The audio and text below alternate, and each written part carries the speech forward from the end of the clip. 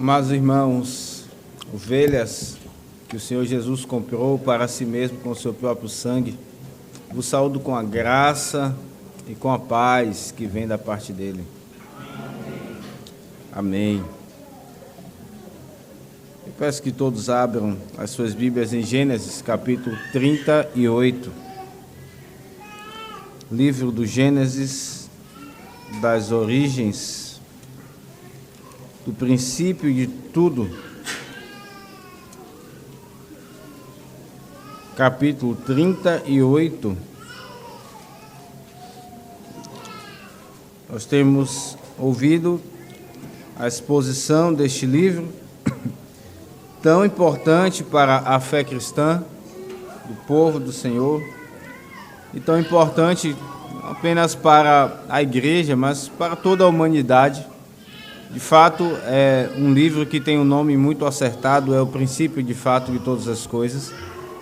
E temos aprendido aqui como o Senhor, Ele criou todas as coisas santas, mas o homem pecou, corrompendo a criação, mas a salvação está no descendente prometido, descendente filho da tribo de Judá. É dele que vem a redenção.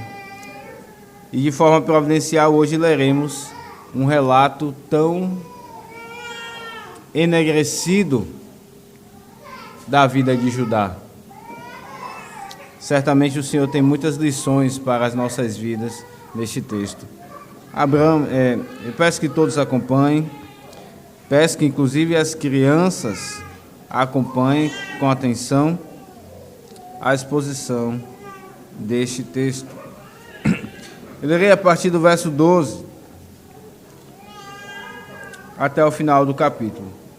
Assim está escrito: esta é a palavra do Senhor. No decorrer do tempo morreu a filha de sua mulher de Judá, e foi consolado Judá, subiu aos tosqueadores de suas ovelhas em Timna, ele e seu amigo Ira, o adulamita, e o comunicaram a Tamar: eis que o teu sogro sobe a Timna para tosquear as ovelhas. Então ela despiu as vestes de sua viuvez, e cobrindo-se com um véu, se disfarçou e se assentou à entrada de Enaim, no caminho de Timna, pois via que Selá já era homem, e ela não lhe fora dada por mulher. Vendo-a Judá, teve-a por meretriz, pois ela havia coberto o rosto. Então se dirigiu a ela no caminho e lhe disse: vem, deixa-me possuir-te, porque não sabia que era a sua nora. Ela respondeu: que me darás para coabitares comigo? Ele respondeu: enviar-te-ei um cabrito do rebanho. Perguntou ela: dar-me-ás penhor até que o mandes? Ele respondeu ele: que penhor te darei? Ela disse: o teu selo, o teu cordão e o cajado que seguras. Ele, pois, lhes deu e a possuiu, e ela concebeu dele. Levantou-se ela e se foi, tirou de sobre si o véu e tornou às vestes de sua viuvez. Enviou Judá o cabrito por mão do adulamita, seu amigo, para reaver o penhor da mão da mulher, porém não encontrou. Então perguntou aos homens daquele lugar: onde está a prostituta cultual que se achava junto ao caminho de Enaim? Responderam: aqui não esteve meretriz nenhuma. Tendo voltado a Judá, disse: não a encontrei. E também os homens do lugar me disseram: aqui não esteve prostituta cultual nenhuma. Respondeu Judá: que ela o guarde para si, para que não nos tornemos em opróbrio.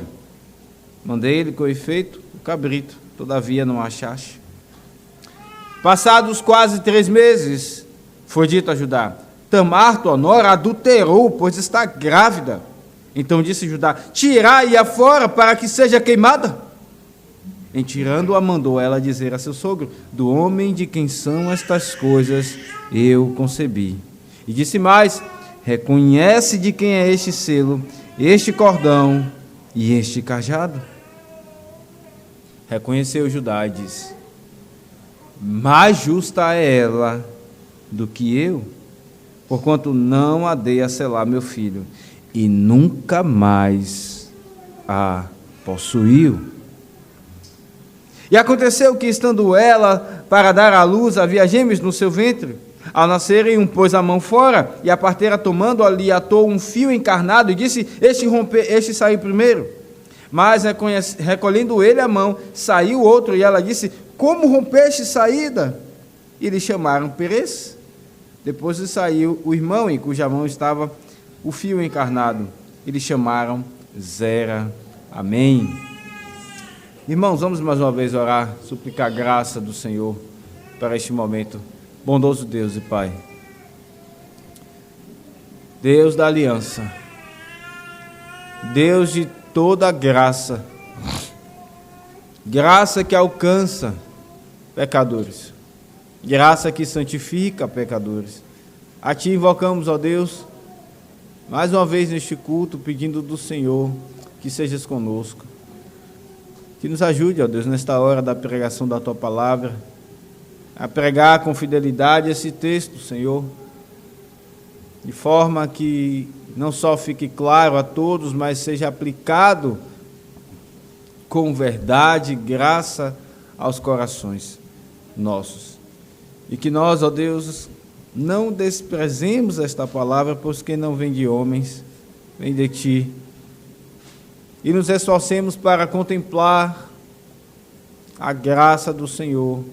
Nos esforcemos para receber as repreensões que vêm deste texto. Ó Senhor, santifica o Teu povo e salva aqueles que aqui estiverem, porventura, sem a esperança que santifica e que purifica de qualquer pecado. Ó Senhor, rogamos em nome de Cristo Jesus, Teu Filho. Amém. Meus queridos, temos pregado esse texto, como eu disse, no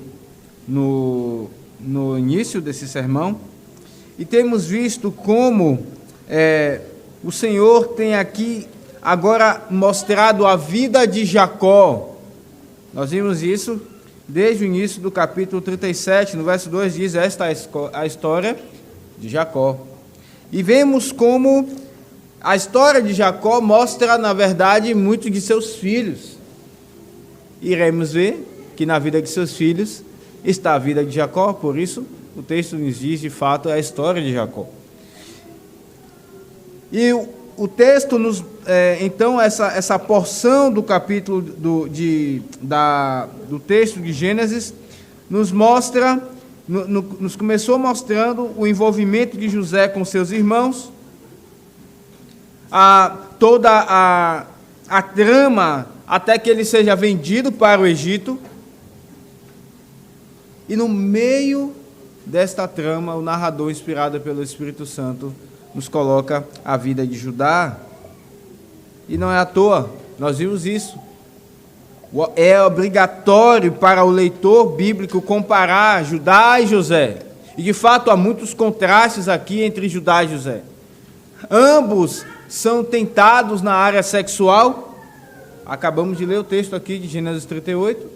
José, iremos ver, também é tentado pela mulher de Potifar, porém os dois agem de forma diferente. Judá se entrega. Ele cai nesse pecado terrível. José não faz isso. Vemos como também os dois são filhos de Jacó, e há engano, há roupas nessas narrativas. Tamar veste uma roupa para enganar, e vimos que os irmãos de José levaram uma roupa para Jacó, molhada com o sangue de um animal, e disse: reconhece, para ver se não é o sangue, não é a veste de teu filho. Nem coragem eles tinham de dizer: nosso irmão. Tal era o ódio que tinham no coração por José. Há muitas semelhanças entre José e Judá. Certamente, meus irmãos, como disse na última ocasião em que preguei, é uma das narrativas mais difíceis de serem pregadas, não porque há aqui dificuldade de explicar o texto teologicamente, mas por causa do teor, especialmente desta segunda parte de Gênesis 38. Como eu disse, certamente não é a hora de tirar as crianças do culto. Os pais, com zelo, talvez pensem, era melhor que elas saíssem, fossem ali para uma salinha.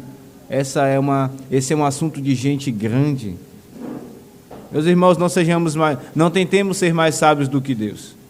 O próprio Deus, santo, santo, santo, colocou esta narrativa aqui, para que também as crianças aprendessem. Certamente, na medida em que elas podem entender, não tanto como os adultos, mas elas também precisam aprender acerca desse texto. Nós vemos aqui abundando, então, de fato, imoralidade. Vimos no último sermão que abundava perversidade. Onã, filho de Judá, foi morto pelo próprio Deus, porque o texto diz que Deus o quis matar porque ele era perverso. Abundou perversidade, mas nesse texto vimos abundou também a graça, superabundou a graça. Agora vemos também superabundando nesse texto a imoralidade, na vida de Judá e na vida de Tamar. Mas onde abundou a imoralidade, certamente superabundou, brotou a graça do Senhor. Por isso, então, iremos ver esse sermão sobre 2 pontos, preste bem atenção. Em primeiro, a imoralidade sorrateira de Judá. Em segundo, a graça superabundante. Primeiro ponto, versos 12 a 23, a imoralidade sorrateira de Judá. Segundo ponto, a graça superabundante, do verso 24 ao 30. Bote seus olhos então para o verso 12. Diz o texto que no decorrer do tempo morreu a filha de Sua, mulher de Judá, e consolado Judá subiu aos tosqueadores de suas ovelhas em Tina, ele e seu amigo Ira, o adulamita. Aqui nós vemos então a imoralidade sorrateira, começamos a ver a imoralidade sorrateira de Judá. Vemos como ele mostra a sua imoralidade, inclusive com o seu amigo Ira, um adulamita, um homem que era cananeu. Ora, nós sabemos que os cananeus eram um povo inimigo do povo de Deus. Não apenas isso. Nós sabemos também que os cananeus eram um povo altamente imorais. Os seus cultos eram regados de relações sexuais. E juntamente com Judá está esse homem chamado Ira. O texto nos diz que eles eram companheiros. A ideia aqui, meus irmãos, é que eles andavam com certa frequência juntos. É a mesma palavra para descrever, inclusive, a amizade de Davi e Jonatas. Lá em 1 Samuel 20:41, quando diz que indo o rapaz, levantou-se Davi do lugar do sul e prostou-se rosto em terra 3 vezes e beijaram-se um companheiro ao outro. Essa é a ideia. E choraram juntos. Davi, porém, chorou muito mais. Havia muita proximidade entre Davi e Jonatas, nós sabemos a história. E havia também proximidade, companheirismo entre Judá e esse homem que não era do povo de Deus, chamado Ira. E quando Judá então dá vazão à sua lascívia, ao seu desejo pecaminoso, como foi citado na liturgia, de olhar para uma mulher e desejá-la, não sendo ela a sua mulher. Quando ele dá vazão a esse desejo chamado lascívia na Escritura, Ira está com ele. Ora, no início do capítulo vimos, aconteceu por esse tempo que Judá se apartou de seus irmãos, se hospedou na casa de um adulamita chamado Ira, e ali ele viu a filha de um cananeu. Quando Judá está com Ira, esse homem, ele se entrega à lascívia. Veja, no verso de número 12 aqui também lemos isso. Depois Judá também envia esse homem para entregar o cabrito que ele prometeu à sua nora e depois tomar o penhor. Ira está com Davi, ele é um parceiro da imoralidade. Aliás, com Judá, ele é um parceiro da imoralidade na vida de Judá. Ora, o problema é Ira, que está levando Judá a esse pecado. Judá é apenas uma vítima, corrompido por ira. O problema é a lascívia de Judá e nada tem a ver com ira, ou os dois? É certo que os dois, meus irmãos. O pecado está no coração do homem. Diferente do que ouvimos no mundo, não é apenas o meio que corrompe o homem. Sim, o meio de fato é um instrumento para corromper o homem. Mas o pecado, diz a palavra de Deus, vem tudo que contamina, disse o Senhor Jesus Cristo, vem de dentro e não de fora. Brota de dentro. A imoralidade de Judá brotava de dentro. A imoralidade que abunda aqui em Judá brota do seu coração, primeiramente. Mas é certo que Ira, este homem, era um grande instrumento, um grande combustível, um grande catalisador para a imoralidade de Ira, ou de Judá. Provérbios 1:10 diz: o pai ao filho aconselhando: filho meu, se os pecadores querem seduzir-te, não o consintas. Não atenda, não vá.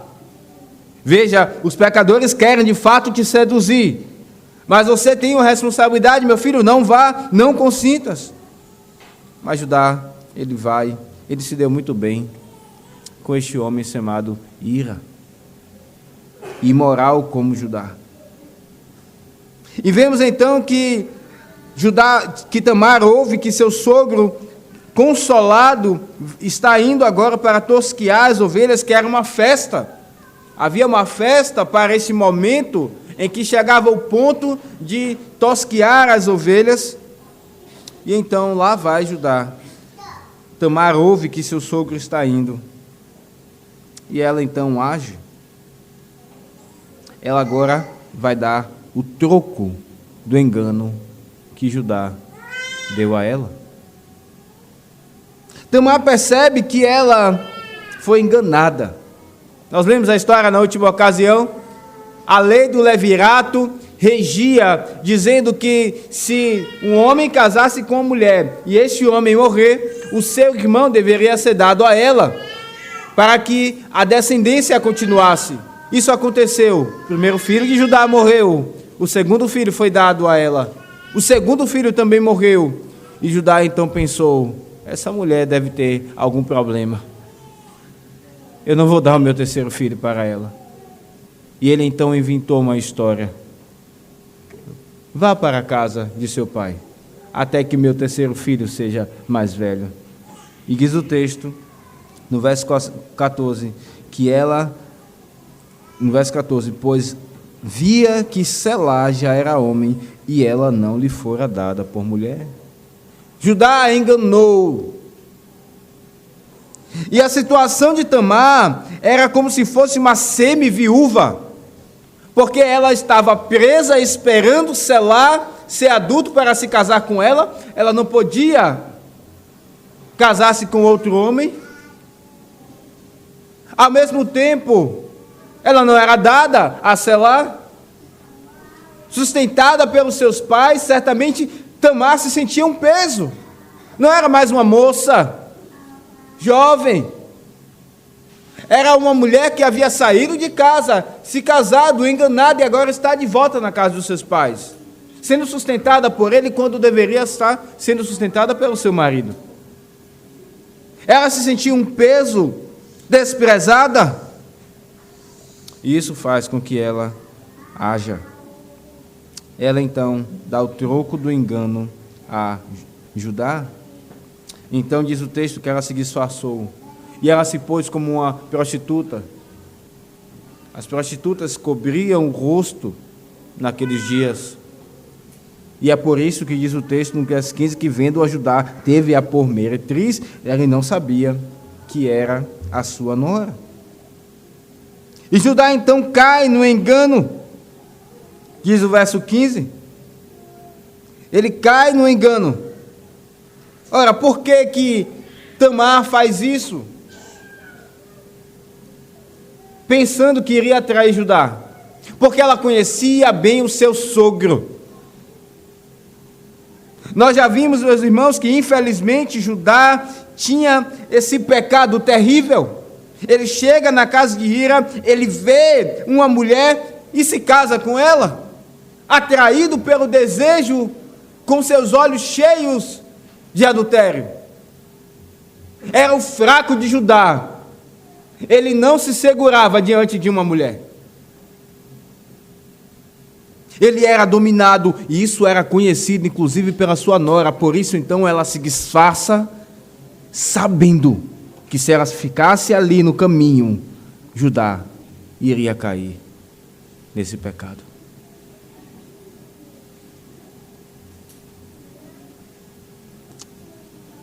Tamar queria um descendente. E mais uma vez aqui, ela imita a Jacó. De fato, essa é a história de Jacó. Jacó queria as coisas certas pelo meio errado. Ele queria a bênção da primogenitura, mas ele enganou, não é verdade? Agora Tamar faz a mesma coisa, ela quer uma descendente, ela quer ser mãe de um descendente de Judá, porque ela crê que da tribo de Judá virá o Salvador. Mas ela usa meios terríveis, imundos, imorais. Ela atrai para se deitar com o seu próprio sogro. Mas ela sabia que se engravidasse de Judá, ela seria enganada mais uma vez. E então Tamar pensa: eu não vou acreditar na palavra de Judá. Ele irá me prometer um cabrito, e foi o que aconteceu. Mas ele irá mentir novamente. O que me garante que eu, de fato, receberei se ele já me enganou? Então ela pede um penhor, diz o texto. Que penhor te darei? Responde Judá no verso 18. Ela então diz: o teu selo, o teu cordão e o cajado que seguras. Irmãos, o que são essas coisas? O selo naquela época era algo amarrado ao cordão, que servia como uma espécie de assinatura nas negociações financeiras daqueles dias. Então era só mesmo, num determinado lugar, pressionar aquele selo e estaria ali a marca daquela pessoa que fez o acordo financeiro. Isso era o selo amarrado ao cordão, e o cajado na sua ponta trazia o nome do dono. Era personalizado. Não é à toa que Tamar então pede essas três coisas. Para os nossos dias, o que ela pede é algo equivalente a ter um cartão de crédito com ativação da aproximação. Aquela aproximação que você então chega perto da maquininha e então libera a negociação financeira. Era algo como isso que Tamar pede. Ela teria acesso, ela poderia fazer qualquer negociação em nome de Judá, vender aquelas coisas que ele tinha e ficar com dinheiro. Afinal de contas, ela tinha aquilo que era a assinatura de Judá. Não haveria como negar que, se ela engravidasse, aquele filho era de Judá, pois o nome dele, o cajado dele, estava com ela. A assinatura dele, o selo dele, estava nas suas mãos. Era um teste de DNA infalível. Tamar pensa cada detalhe para dar o troco do engano a Judá. Então ela consegue, diz o texto, no final do verso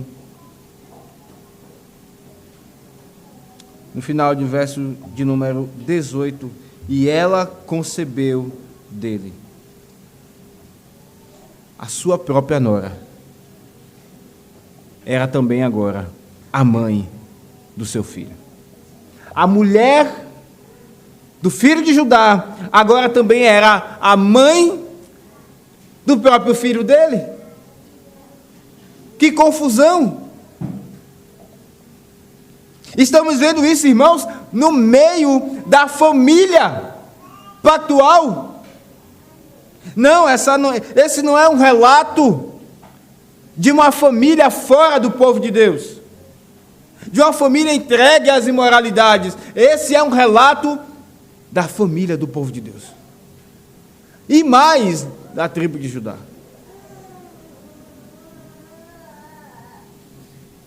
Quantos tons negros de pecado vemos aqui na vida de Judá. E Judá então mostra que não apenas há na sua vida imoralidade, mas essa imoralidade é sorrateira. Este é o nosso primeiro ponto. A imoralidade sorrateira de Judá. Por que é sorrateira? Porque ele tenta ocultar aquilo que ele fez. Ele envia então este amigo para ocultar. E nós vemos então que Deus, em sua santa e justa providência, faz com que o plano de Judá dê errado. A mulher não é encontrada porque ela não era uma prostituta cultual. Esse amigo tenta encontrá-la, mas ele não consegue. Os planos de Judá, tudo aquilo que estava tão arquitetado, dá errado. E é claro, Judá sente um frio na espinha. E agora? Seu amigo Ira é usado para tentar acobertar, e que amigo? Que amigo que tenta acobertar o pecado do outro? Isso não é um amigo. É um grande inimigo. Jovens, seus amigos podem te levar à lei de Deus? Ou eles te ajudam a apaziguar a sua consciência do pecado que vocês cometem? A dizer, não, fique tudo bem, isso não é culpa sua. É porque alguém te fez isso. Ou é por causa dos seus pais. Os seus amigos jovens, eles te levam à lei de Deus, eles te ajudam a chegar ao arrependimento, ou eles te levam contra Deus. Se vocês têm um amigo que não te levam à lei de Deus, esse amigo de vocês é como Ira. Afastem-se dele. E como, inclusive, os jovens, que, inclusive, precisam tanto de amizade, e buscam amizade,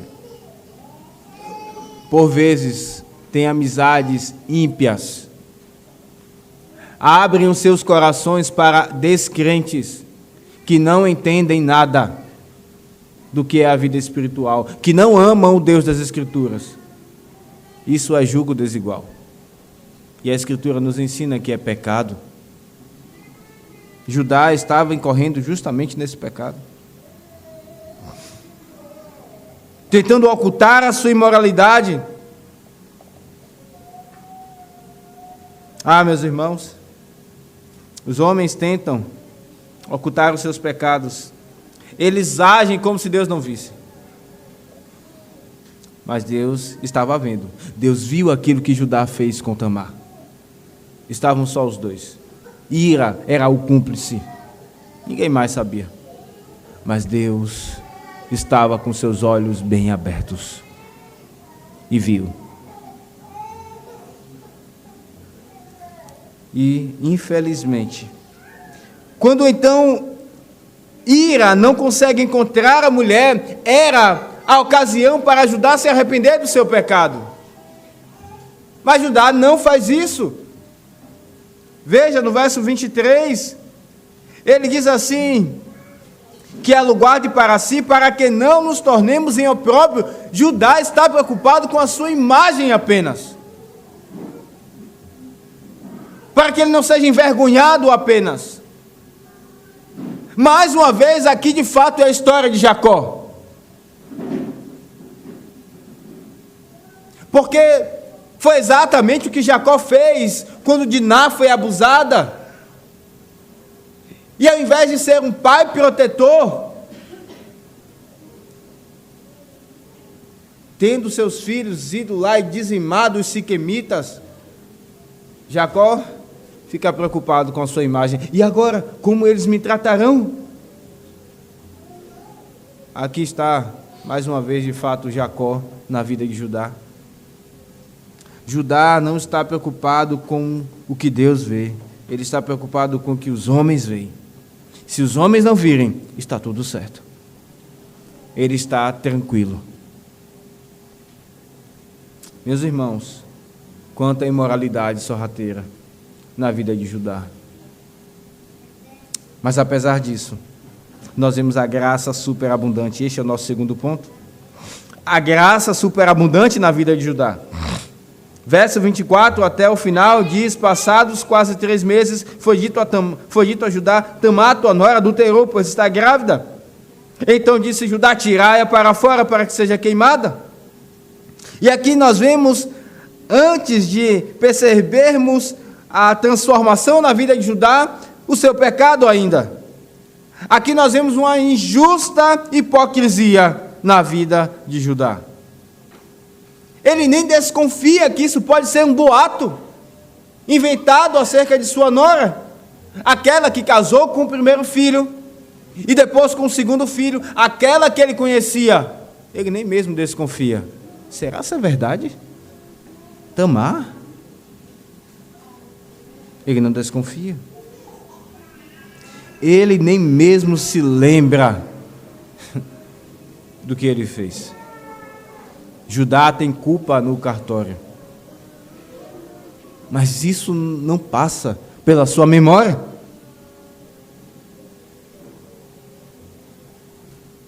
Judá lembra, então, da lei de Deus, e isso parece tão justo, parece tão santo. De fato, a lei de Deus vai nos ensinar que aquela que era pega em adultério deveria ser morta. Isso está na lei de Deus, que viria a ser dada por Moisés. Então Judá diz: tirai-a para que seja queimada. Ela tem que ser morta. Parece tão justo, mas Deus sabe que isso é uma injusta hipocrisia. Os seus pecados estavam ali abafados e sufocados. Só Judá, Ira, Tamar e Deus sabiam disso. Judá mostra uma injusta hipocrisia, mas ele também mostra um gracioso arrependimento. Tamar manda que ele reconheça o teste de DNA, por assim dizer, o selo, o cordão e o cajado. E o que ele pode dizer? O nome dele está ali. E diz ele então no verso número 26, mais justa ela do que eu, porquanto não a dei a meu filho Selá, e nunca mais a possuiu. Aqui vemos o gracioso arrependimento de Judá. Ele confessa. É como se ele dissesse: não sou eu que tenho que ser absolvido, ela. Eu estou querendo julgá-la, mas na verdade ela é que deveria ser absolvida, porque ainda que ela tenha pecado de tal forma, a sua intenção era santa, mas não a minha. Judá, aquele que mostra uma hipocrisia injusta, agora diz: mais justa é ela do que eu. Ele abre mão de toda a sua carapaça injusta, aparentemente justa. da sua santidade, baseada na sua reputação fajuta. Ele diz: mais justa ela do que eu. Judá, aquele que era um judeu do povo da aliança, dos seus próprios lábios saem as palavras dizendo que Tamar, uma cananeia, era mais justa do que ele.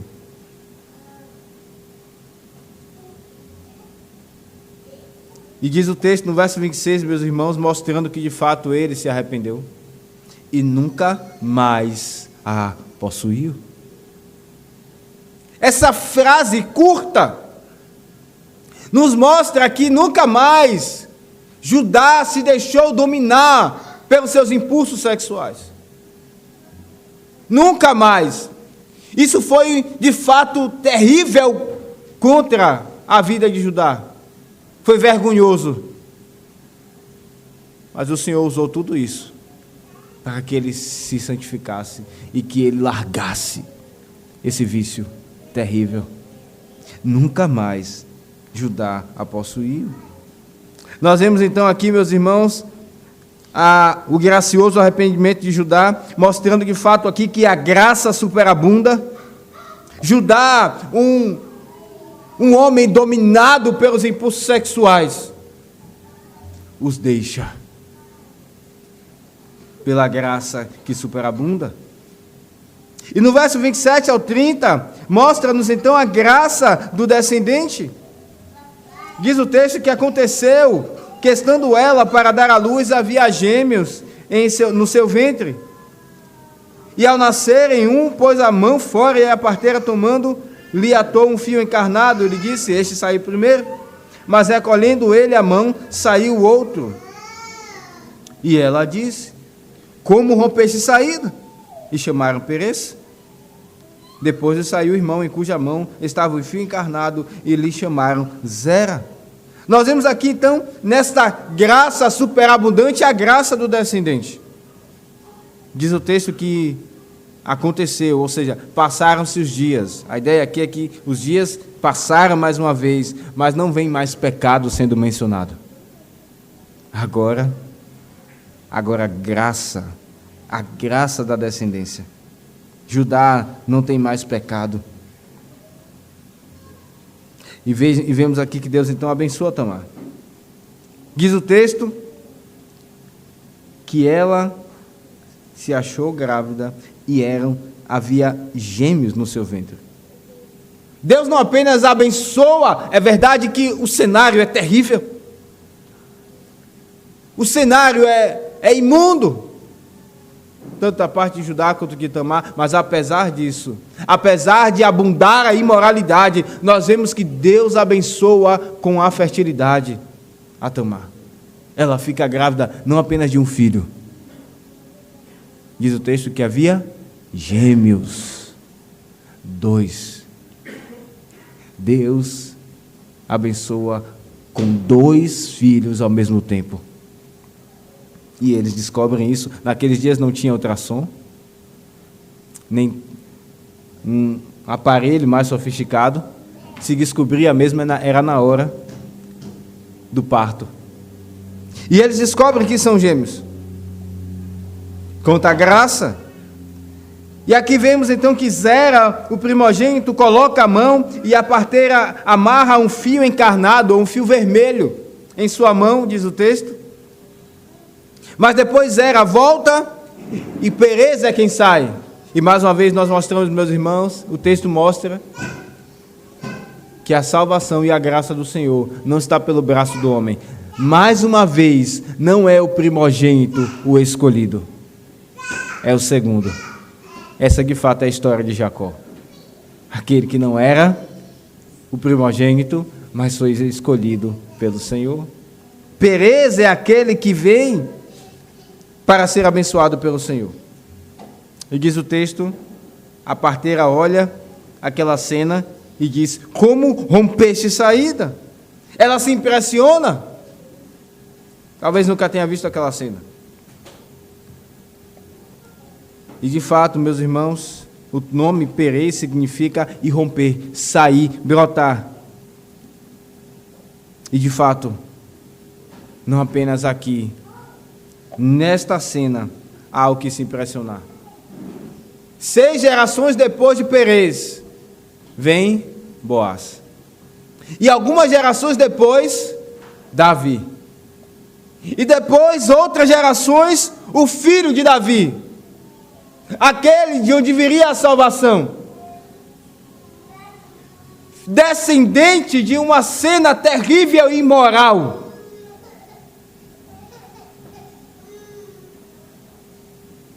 Onde abundou a imoralidade. Mas é nele que superabundou a graça. O nome de Tamar está na descendência do Senhor Jesus. O nome de Judá está lá também. Onde abundou a imoralidade, superabundou a graça. E de fato, irmãos, muito mais do que Perez, Cristo, ele rompeu na história.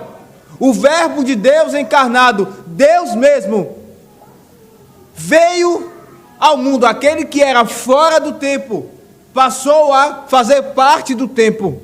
Ele brotou na história, ele rompeu o ventre de Maria e saiu e veio à luz. Ele rompeu do túmulo, porque a morte não poderia detê-lo, como no dia de hoje. Ele rompeu para a destra do Pai, ele subiu aos céus e ele irá irromper quando nas nuvens ele vier, e todo olho verá, todo joelho se dobrará, e toda língua confessará que só Jesus é o Senhor. Abra sua Bíblia em Ruth, capítulo 4, verso 14. Ruth, capítulo 4, verso 14. Nós vamos encerrar com esse texto e depois algumas aplicações. Ruth, livro de Ruth, capítulo 4, verso 14. Então as mulheres disseram a Noemi: seja o Senhor bendito, que não deixou hoje de te dar um neto, que será teu resgatador, e seja afamado em Israel o nome deste, ele será restaurador.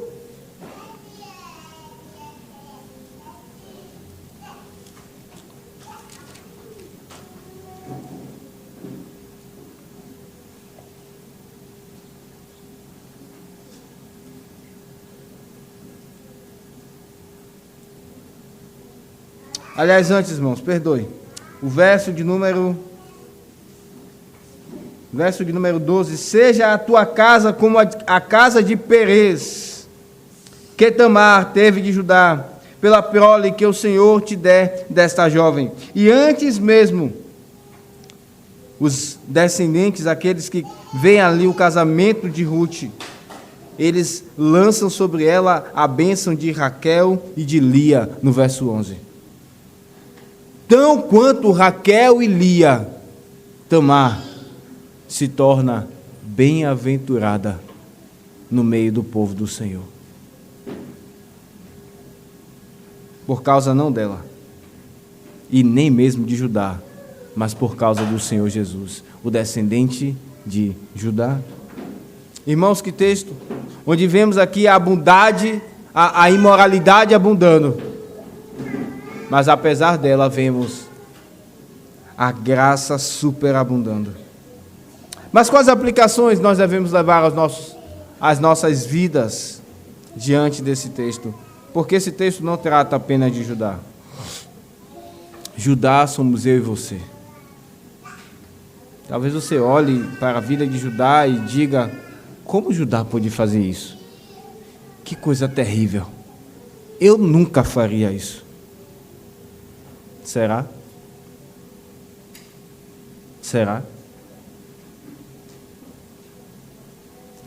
Em primeiro lugar, eu quero falar aos homens, especialmente aos homens, mas também aos rapazes que estão aqui e também às mulheres. Fujamos da lascívia. De fato, foi dito pelo presbítero Tiago, e é verdade. Em nossos dias não vemos apenas a imoralidade escancarada, ela também é sutil. Ela está em propagandas diversas, até no aplicativo de Bíblia. Se você não pagar a versão premium, é possível que você veja cenas, mulheres seminuas. Em revistas, em sites, em filmes, às vezes sem nenhuma necessidade, muitas vezes sem nenhuma necessidade, nos deparamos com cenas terríveis, que nem mesmo esperamos, não somos nem mesmo preparados para decidir se queremos ver ou não. Já ali está aquela cena, na rua, com mulheres que de forma tão rotineira mostram o seu corpo, seja com roupas curtas, seja com roupas totalmente cobrindo o seu corpo, mas desenhando as curvas que só o seu marido tem o direito de ver. A imoralidade está largamente espalhada por este mundo. E diariamente nós encontramos com ela. E somos todos tentados ao desejo pecaminoso. Eu peço que você abra a Bíblia em Provérbios capítulo 5 e ouça esse texto, a sabedoria que é Cristo falando. Provérbios 5, verso 3, está escrito: porque os lábios da mulher adúltera destilam favos de mel, e as suas palavras são mais suaves do que o azeite, mas o fim dela é amargoso como o absinto, agudo como a espada de dois gumes. A palavra de Deus diz no Salmo 19 que os mandamentos do Senhor são mais doces do que o mel. Eles são mais doces do que o mel, mas os lábios da mulher adúltera parecem destilar favo de mel, mas ao fim, diz o texto, é amargoso, como espada de dois gumes. Os seus pés descem à morte, os seus passos conduzem ao inferno. Ela não pondera a vereda da vida, anda errante nos seus caminhos e não sabe. Agora, pois, filho, dá-me ouvidos e não te desvies das palavras da minha boca. Afasta o teu caminho da mulher adúltera e não te aproximes da porta da sua casa, para que não des a outrem a tua honra e nem aos teus anos a cruéis. Perceba que esse texto, ele enfatiza bastante a outra, a alheia. Para que os teus bens não se fartem, não fartem os estranhos, e o fruto do teu trabalho não entre em casa alheia, e gemas no fim de tua vida, quando se consumirem a tua carne e o teu corpo, e digas: como aborreci o ensino, e desprezou meu coração a disciplina, e não escutei a voz dos que me ensinavam, nem os meus mestres inclinei os ouvidos. Quase que me achei em todo o mal que sucedeu no meio da assembleia e da congregação. Bebe a água da tua própria cisterna e das correntes do teu poço. Derramar-se-ão por fora as tuas fontes e pelas praças os ribeiros de águas. Sejam para ti somente, não para os estranhos contigo. Seja bendito o teu manancial e alegra-te com a mulher da tua mocidade. Coça de amores e gazela graciosa. Sacinte os seus seios em todo o tempo e embriaga-te sempre com as tuas carícias. Por que, filho meu, andarias cego pela estranha e abraçarias o peito de outra? Porque os caminhos do homem estão perante os olhos do Senhor, e ele considera todas as suas veredas. Quanto ao perverso, as suas iniquidades o prenderão, e com as cordas do seu pecado será detido. Ele morrerá pela falta de disciplina e pela sua muita loucura. Perdido, cambaleia.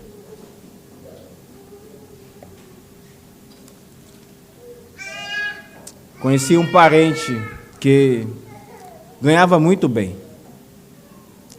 mas ninguém da família via o seu dinheiro, porque ele tinha várias mulheres e filhos com elas. Não bastasse isso, muitas confusões. Frequentemente sabíamos de confusões. Ele de fato sofreu, gemendo. E hoje, um idoso não usufrui do fruto do seu trabalho de anos.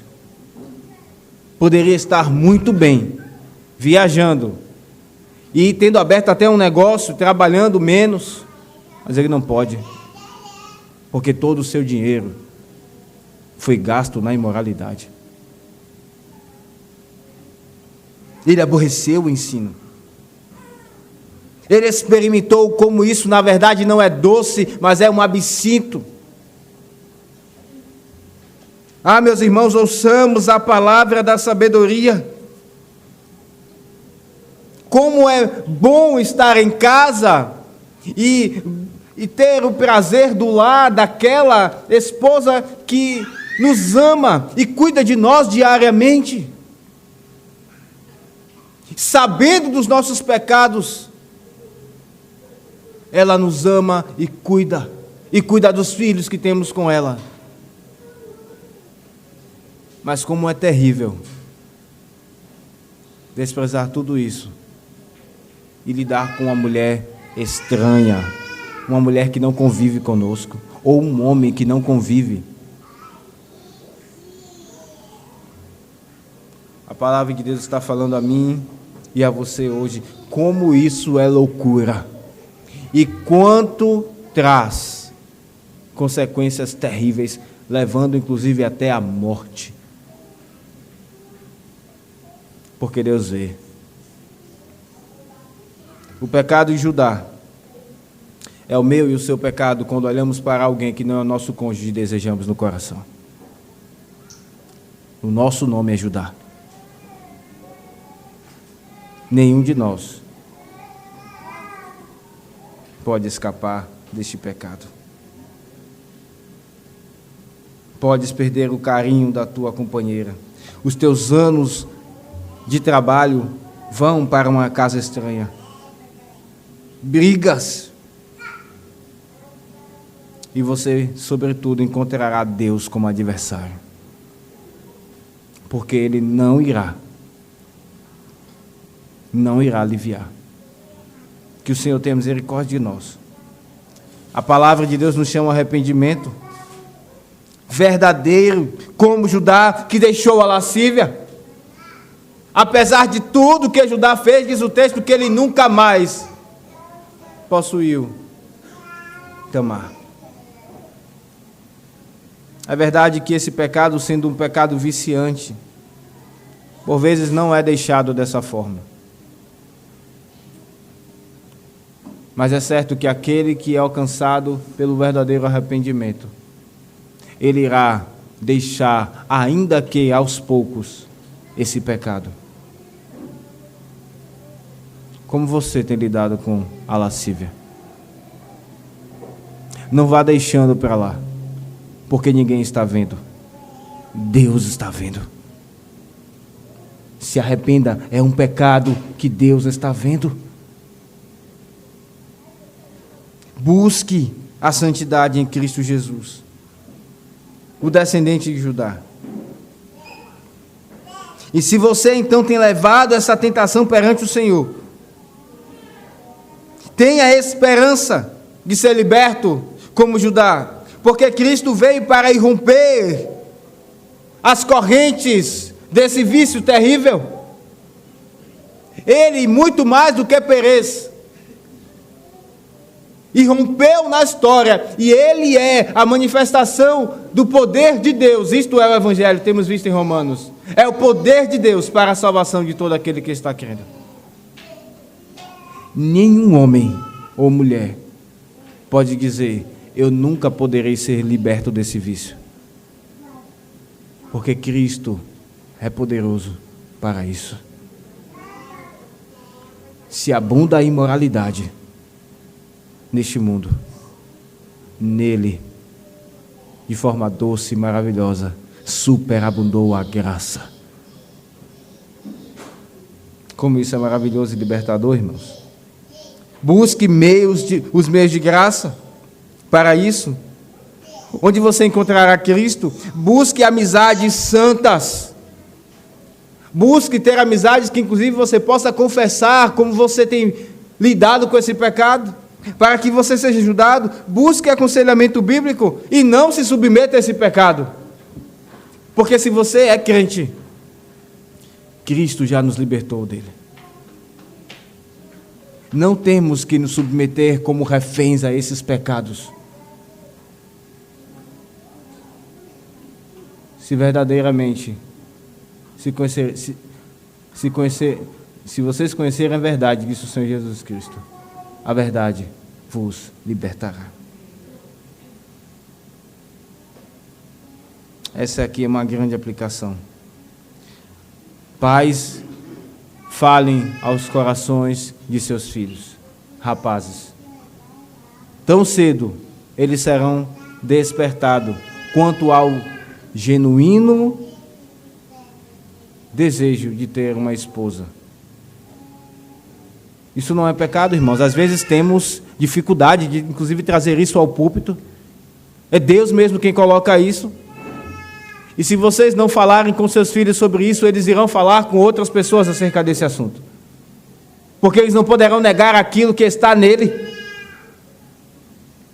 Falemos com os nossos filhos acerca desse assunto e mostremos para eles, que o que agrada ao Senhor é que eles aguardem o momento.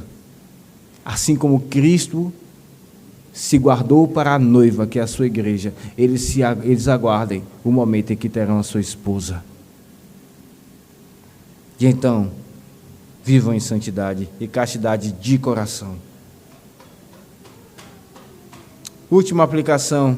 Qual tem sido a tua reação quando vocês sabem de o pecado de outra pessoa? Judá parecia tão santo. Ela adulterou. Queimai-a.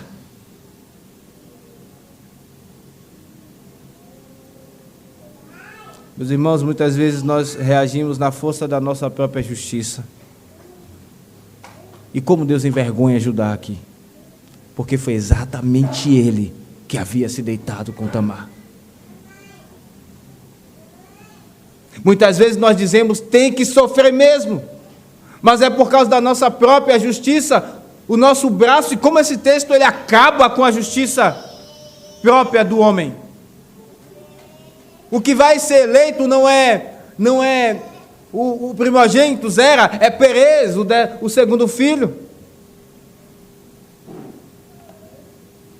A santidade e o tratamento do pecado deve ser feito pela graça do Senhor.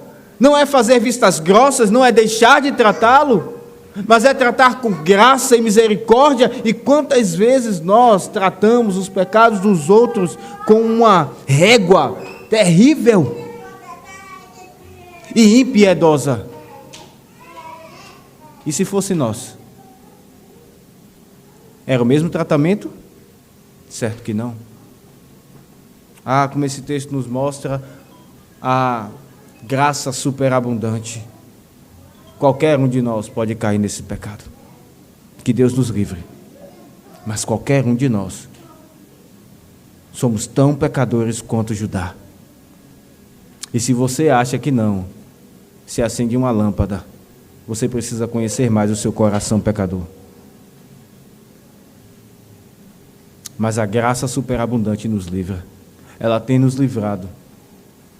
E que essa seja a operação do Senhor em nossa vida.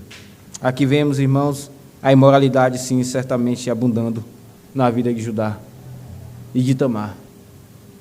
Mas, apesar disso, vemos a graça superabundando.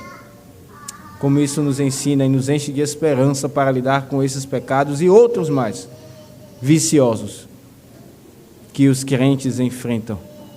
Que Deus nos abençoe. Amém. Vamos ficar de pé.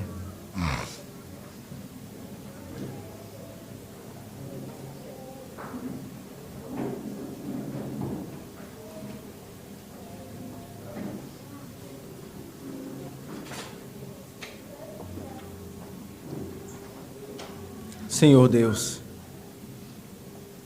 Deus santo, santo, santo, que não tolera pecado. Mas, ó Deus, tu fizeste a tua graça superabundar de tal forma que o teu Filho, não tendo pecado, se fez pecado por nós, numa cruz maldita. Descendente de Judá e de Tamar. Ó Senhor, como a tua graça baixou dos céus para alcançar pecadores imundos como nós e como Judá. Santifica, ó Deus, o teu povo. Teu povo, ó Deus, que não é encarcerado e dominado pelo pecado, ainda que por vezes nós nos deixemos dominar. Santifica-nos, ó Deus. Purifica o teu povo. E aqueles, ó Deus, aqui, se estiverem sem essa esperança, que não veem nada demais, em uma olhada para uma outra pessoa. O mundo hoje tem colocado isso como uma coisa mais normal. Ó Senhor, que o Senhor abra os olhos e converta e convença, em nome de Cristo Jesus, para uma vida de coração aos teus pés, em santidade. É em nome de Jesus que oramos. Amém.